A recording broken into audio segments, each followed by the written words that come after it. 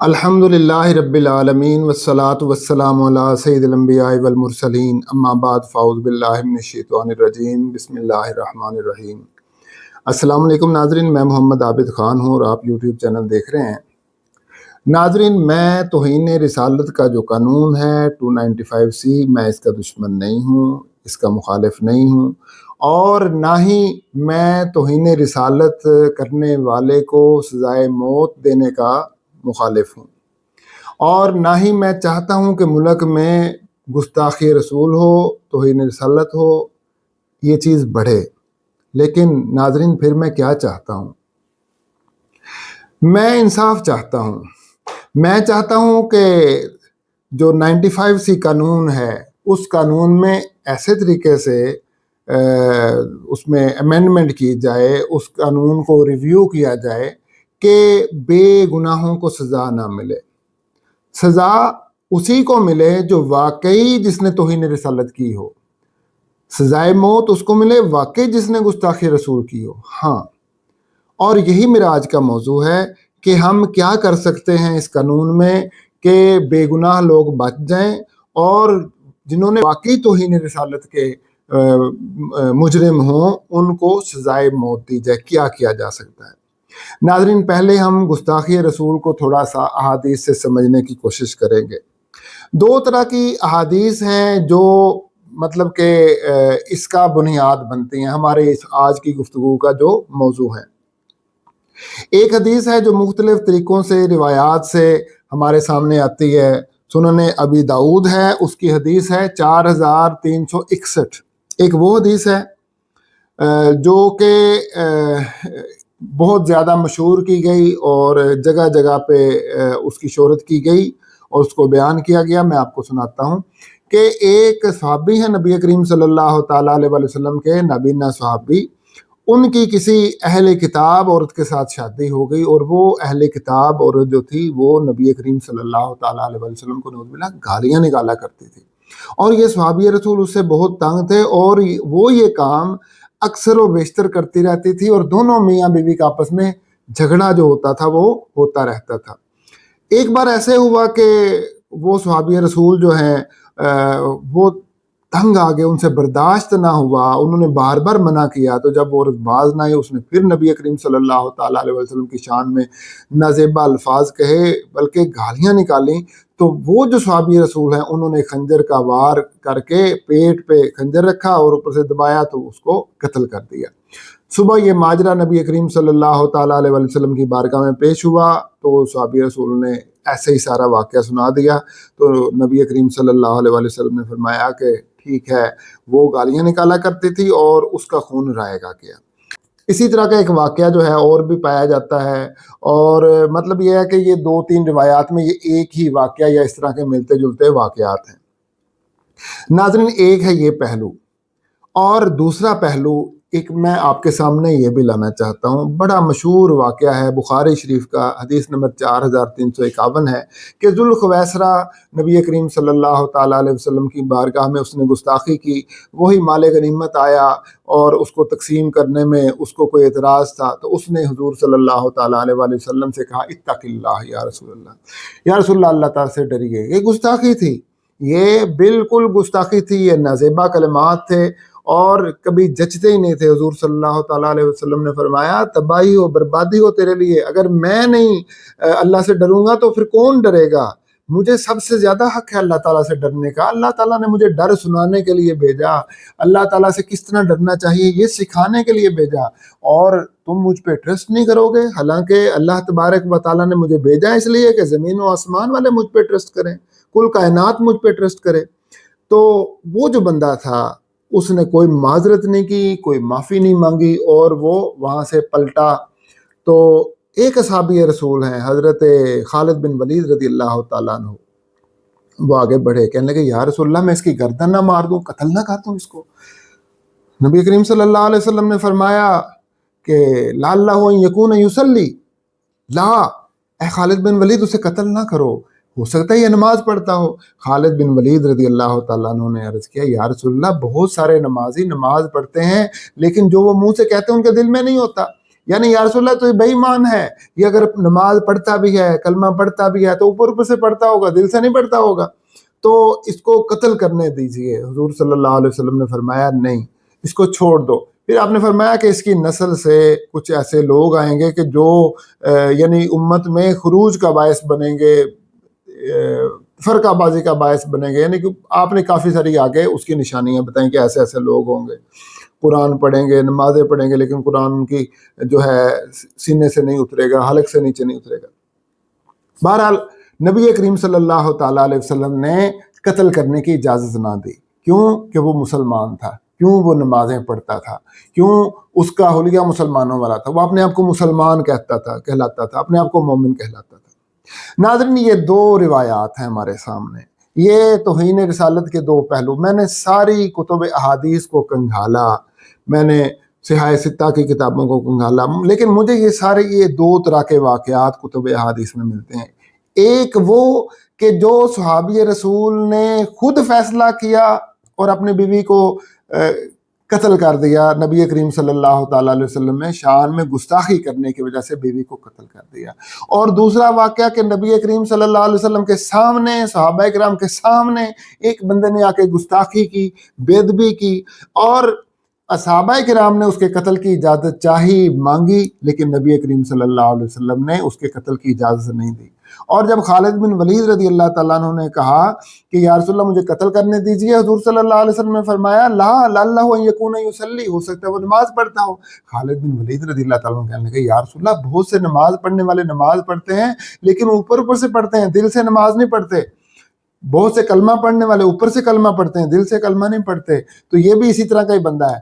تو نبی کریم صلی اللہ علیہ وسلم نے فرمایا کہ مجھے حکم نہیں دیا گیا کہ میں لوگوں کے دل چیروں، لوگوں کے پیٹوں کو چیروں، اور لوگوں کے دل اور پیٹ چیر کے اندر سے ڈھونڈوں کہ یہ ایمان والا ہے کہ نہیں ہے۔ ناظرین، یہ دو طرح کے واقعات یہ سارے امت مسلمہ کے سامنے ہیں، سارے علماء کے سامنے ہیں، لیکن ہوا کیا؟ جو ہمارے علماء کرام ہیں، خاص طور پہ پاکستان کے، ہم نے کیا کیا کہ ہم نے جو دوسرا واقعہ ہے جس میں نبینہ صحابی نے اپنی بیوی کو گستاخی رسول کی وجہ سے قتل کیا، ہم نے یہ اتنا شد و مد سے سنایا ہر بندے کو، ہر مجلس میں، ہر جلوس میں، ہر لانگ مارچ میں ہم نے خوب اس کی تشہیر کی، اور من سب نبی فقتلوہ کی ہم نے اتنی تشریح کی، اتنی اس کی تشہیر کی، اتنی تشہیر کی کہ ہم نے نہ اس کا پروز کونز بتائے، ہم نے کوئی احتیاطیں نہیں بتائیں، ہم نے کوئی گائیڈ نہیں کیا۔ رزلٹ یہ نکلا کہ بندوں نے یہ سمجھا کہ شاید جو بندہ بھی جو ہے ایسے کوئی حضور صلی اللہ علیہ وسلم کی شان میں گستاخی کرے اس کو فوراً قتل کر دینا چاہیے۔ دیکھیں حدیث سے تو یہی مطلب نکل رہا ہے۔ حدیث کو اگر دیکھا جائے کہ عام بندے کو جب آپ بار بار تشہیر کریں گے، بار بار تشہیر کریں گے، اب جو علامہ ڈاکٹر محمد اشرف واصف جلالی صاحب ہیں، اتنی تقاریر میں انہوں نے یہ حدیث سنائی ہے، اتنی حدیث سنائی ہے کہ اب جو بھی سنے گا وہ تو یہی سمجھے گا کہ جو بھی گستاخی رسول کرے اسے فوراً قتل کر دو، شوٹ کر دو اس کو۔ اور پھر یہ نعرہ بھی ہم نے بنایا من سب نبی فقتلوہ، اور یہ ہم نے بچے بچے کو رٹوا دیا، اور ہر جگہ پہ ہم اس کو ایز اے سلوگن یوز کرنا شروع کر دیا۔ اور پھر جب ہر بندے کے ذہن میں یہ بات آ گئی تو اب یہاں پہ جو ایسے لوگ تھے کہ جن کو جو دین اسلام کو اپنے مفاد کے لیے استعمال کرتے ہیں وہ میدان میں آئے، انہوں نے کہا کہ توہین رسالت کو اپنے مفاد کے لیے یوز کرو، گستاخی رسول کے قانون کو اپنے مفاد کے لیے یوز کرو، اس سلوگن کو اپنے مفاد کے لیے یوز کرو، ان جذبات کو اپنے مفاد کے لیے یوز کرو، اور اپنے مفاد کی خاطر کسی کو قتل کرو اور بعد میں الزام لگاؤ کہ اس نے توہین رسالت کی تھی اس لیے میں نے قتل کر دیا۔ کیونکہ وہ نبینہ صحابی رسول نے بھی تو قتل کیا تھا نا بیوی کو، یہ کہہ کے کہ یہ توہین رسالت کرتی ہے۔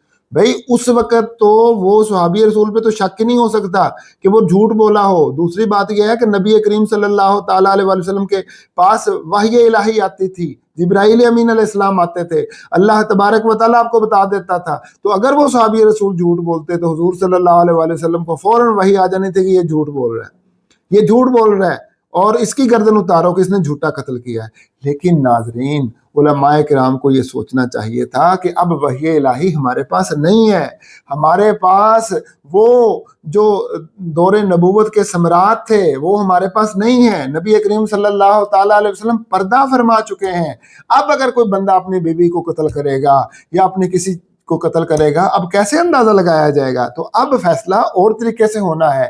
یہ علماء کرام کو جب یہ حدیثیں سناتے ہیں ان کو یہ سبق بھی دینا چاہیے تھا. جب یہ نعرہ سلوگن کا بناتے ہیں اور بتاتے ہیں عوام میں، تو ان کو یہ سبق بھی دینا چاہیے تھا کہ اب اس طرح فیصلے نہیں کرنے. لیکن ایسا نہیں ہوا.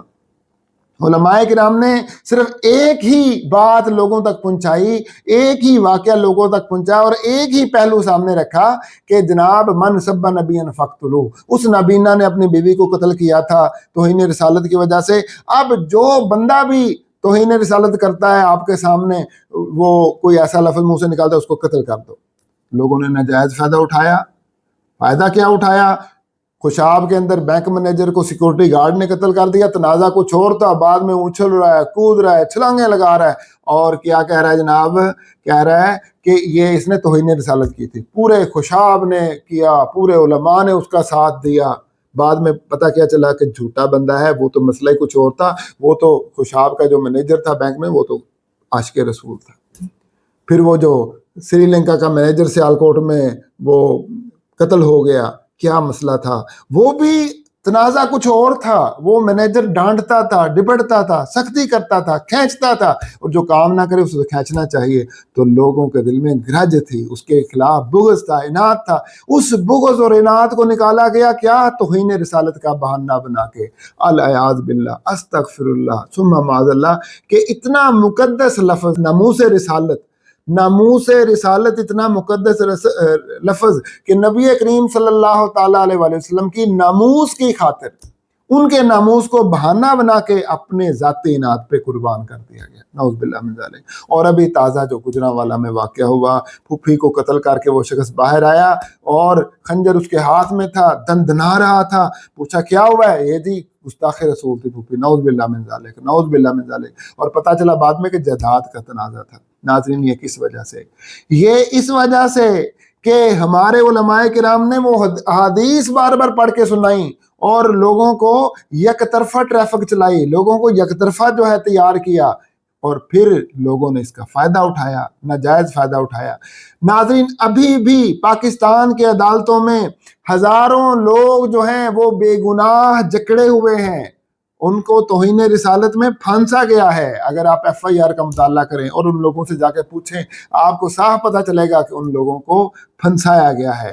وہ توہین رسالت میں کہ وہ نہیں تھے، نہیں ان سے ہوا تھا، لیکن پھنسایا گیا. اور ابھی ایک گروہ جو ہے تازہ ترین جو سامنے آیا ہے کہ وہ کیا کرتے ہیں جناب، وہ واٹس ایپ کے گروپ بنائے ہوئے ہیں اور ان کے اندر کوئی توہین رسالت کا نعوذ باللہ من ذالک لٹریچر بھیجتے ہیں. بعد میں جو ایڈمن ہوتی ہے اس کو کوئی شکایت لگاتا ہے تو وہ ایڈمن کہتی ہے کہ مجھے وہ ذرا لٹریچر بھیجو ذرا.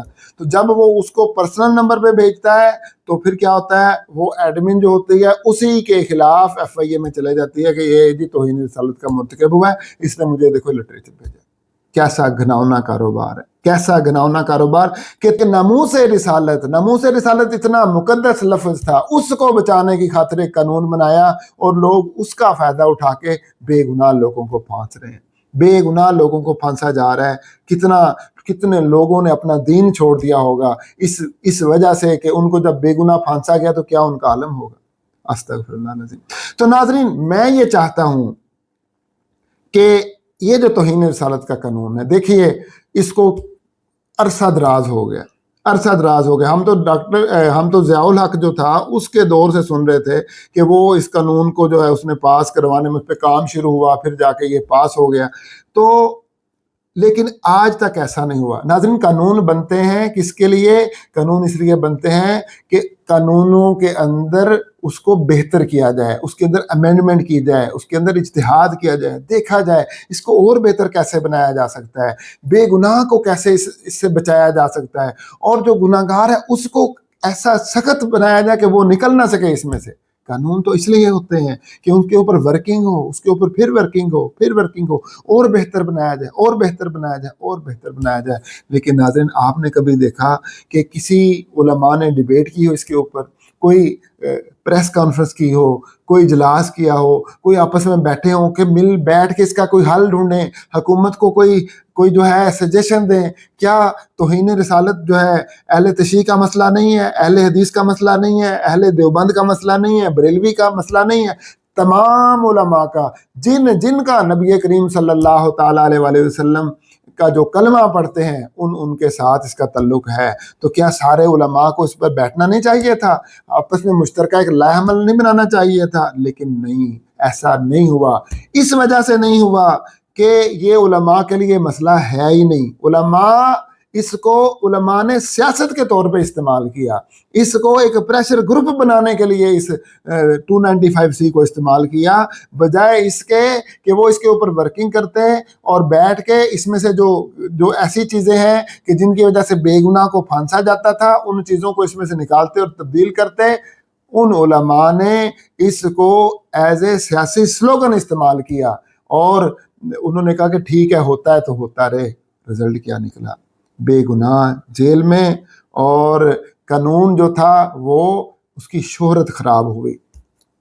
ناظرین، میرے پاس چند تجاویز ہیں جو میں چاہتا ہوں، میں نے سنا ہے کہ اس قانون کے اندر امینڈمنٹ کرنے کی کوشش کی جا رہی ہے، تو میرا یہ جو ولاگ ہے صرف عوام الناس کے لیے نہیں ہے، یہ وکلاء، یہ ارباب اقتدار، ججز اور جتنے لوگ اس قانون کو تبدیل کرنے پر ورکنگ کر رہے ہیں، میرا ان سب سے یہ گزارشات میں کرنا چاہتا ہوں، اور میں چاہتا ہوں کہ میرے اپنے آڈینس کے ذریعے ان لوگوں سے مخاطب ہوں اور میری یہ باتیں ان لوگوں تک پہنچا دی جائیں، تاکہ اس قانون کے اندر جو کچھ اچھے طریقے سے تبدیلی ہو سکتی ہے وہ تبدیلی کی جائے۔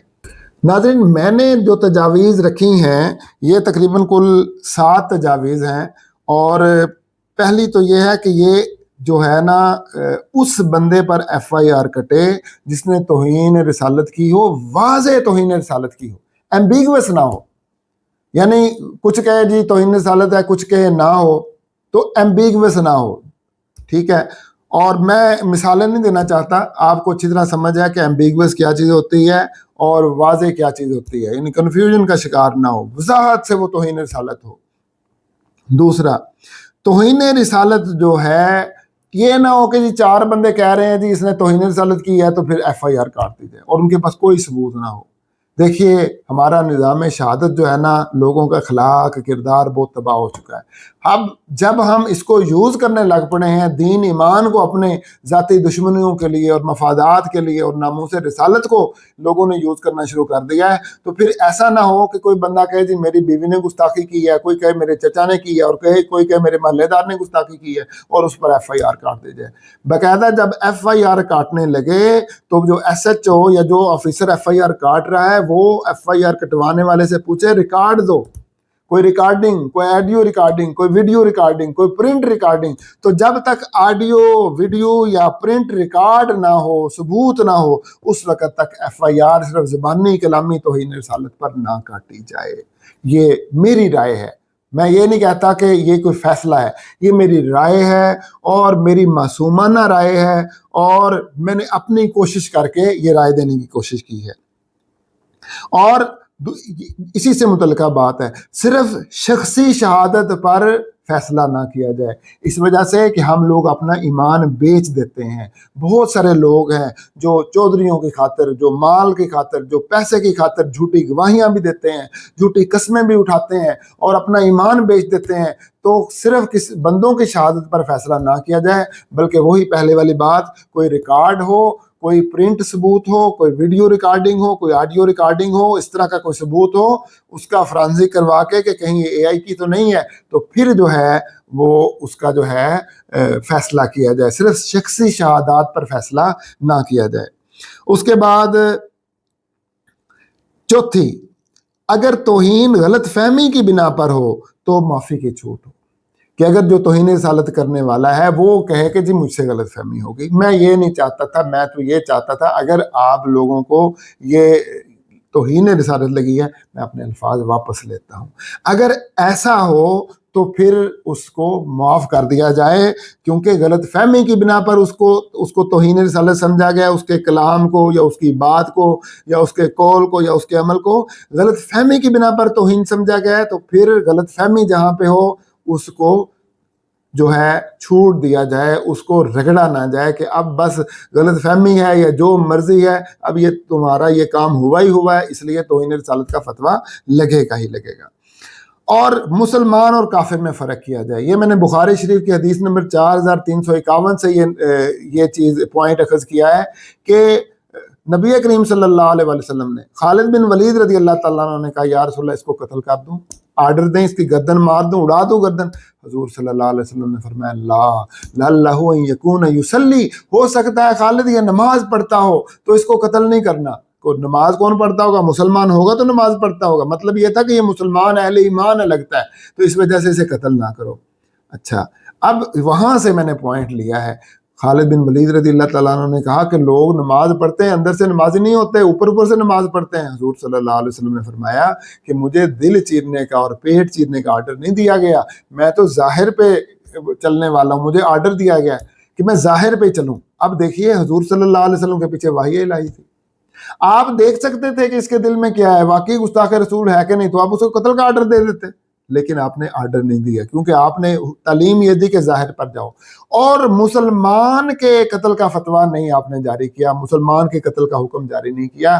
تو اب ہمیں بھی چاہیے کہ ایک توہین رسالت کا مرتکب مسلمان ہو رہا ہے، 5 وقت کا نمازی ہے، داڑھی رکھی ہوئی ہے، درس دیتا ہے، امامہ شریف باندھتا ہے، اور ساری زندگی جو ہے وہ دین کی تبلیغ میں گزری ہے، آپ اس کو جو ہے توہین رسالت میں پھانس رہے ہیں۔ تھوڑا سا سوچیں سمجھیں، تو ہمیں ایف آئی آر کاٹتے وقت تھوڑی سی اس بات کی بھی احتیاط کرنی چاہیے کہ یہ مسلم ہے یا غیر مسلم ہے۔ مسلم ہے تو تھوڑا سوچنا چاہیے کہ کیا یہ جو ہے ہم اس کو توہین رسالت کا مرتکب قرار دے رہے ہیں، واقعی توہین رسالت بنتی بھی ہے کہ نہیں بنتی۔ اس کے بعد 6 نمبر پر، اگر توہین کرنے والا پہلی بار توہین رسالت کا مرتکب ہو رہا ہے تو معافی کی گنجائش رکھی جائے۔ پہلی دفعہ مرتکب ہو رہا ہے تو گنجائش رکھی جائے، اگر ہوگی تو معافی اسے پیش کی جائے کہ بھئی تو معافی مانگے تو تجھے چھوڑ دیتے ہیں، تو اگر وہ معافی مانگ لے تو اس کو چھوڑ دیا جائے، کہ معافی کی گنجائش رکھی جائے۔ یہ بھی میری ایک رائے ہے، عاجزانہ معصومانہ، اگر اس کو ایکسیپٹ کر لیا جائے۔ لیکن ناظرین، اب 7ویں تجویز ہے جو سب سے بڑا مجھے خدشہ ہے، وہ یہ ہے کہ حکومت اس میں امینڈمنٹ کر رہی ہے، کہیں ایسا نہ ہو کہ توہین رسالت والے قانون کا حلیہ اتنا بگاڑ دے گورنمنٹ، اتنا بگاڑ دے کہ توہین رسالت کرنے والے دندناتے باہر پھرتے رہیں اور کوئی پوچھنے والا نہ ہو، ایف آئی آر کٹوانے جائیں اور واضح ثبوتوں کے باوجود بھی تو کوئی جو بندہ ہے ایف آئی آر کاٹنے والا نہ ہو، آفیسرز کو منع کر دیا جائے کہ تم نے ایف آئی آر نہیں کاٹنی۔ ایسا نہ ہو کہ پھر توہین رسالت کے فیصلے پھر سڑکوں پہ ہونے لگ پڑیں، پھر جلوس نکلنے لگ پڑیں، پھر جو ہے لانگ مارچ ہونے لگ پڑیں، پھر جلسے ہونے لگ پڑیں، پھر ہر مسجد میں ممبر پہ موضوع توہین رسالت ہو۔ تو اگر حکومت اس قانون کا حلیہ بگاڑے گی تو پھر یہ رزلٹ ملے گا۔ اس لیے جو ارباب اقتدار، ارباب اختیار اس قانون کی میں اندر تبدیلی پر ورکنگ کر رہے ہیں، میری ان سے ہاتھ جوڑ کے مؤدبانہ، عاجزانہ، معصومانہ گزارش ہے کہ آپ اس میں امینڈمنٹ ضرور کیجئے، لیکن اس کا حلیہ نہ بگاڑیے، کہ ایسا نہ ہو کہ بس صرف یہ قانون ایک ربڑ کا جو ہے وہ رہ جائے کہ جس طرح مرضی اس کو کھینچ کے ادھر کا ادھر کر دیا جائے، ایسا نہ ہو، بلکہ پھر بھی اس کا ڈر، خوف، خطرہ باقی رہے، اور لوگ اپنی زبان احتیاط سے استعمال کریں، اپنا قلم احتیاط سے چلائیں، اپنے ویڈیوز احتیاط سے ریکارڈنگ کریں۔ نبی کریم صلی اللہ تعالیٰ علیہ وسلم کا جب نامی اسم گرامی آئے، آپ کی ذات کے بارے میں جب کوئی الفاظ منہ سے نکالنے ہوں تو احتیاط کا دامن ہاتھ سے نہ چھوٹنے پائے۔ ناظرین، یہ میری چند گزارشات تھیں، امید ہے کہ آپ لوگ میری اس ویڈیو کو زیادہ سے زیادہ شیئر کریں گے اور اس کو آگے پہنچائیں گے تاکہ ارباب اقتدار تک، ارباب اختیار تک، اور جو لوگ اس قانون پہ ورکنگ کر رہے ہیں ان تک میری آواز پہنچے اور اس قانون کے اندر مناسب تبدیلیاں کی جائیں اور اس کو پہلے سے اور بہتر بنایا جائے۔ ناظرین، اگر یہ میری ویڈیو پسند آئی ہو تو لائک اور شیئر ضرور کیجئے گا، اور کمنٹ میں اپنی رائے کا ضرور اظہار کیجئے گا۔ وما علینا الا البلاغ المبین۔ والسلام علیکم ورحمۃ اللہ وبرکاتہ۔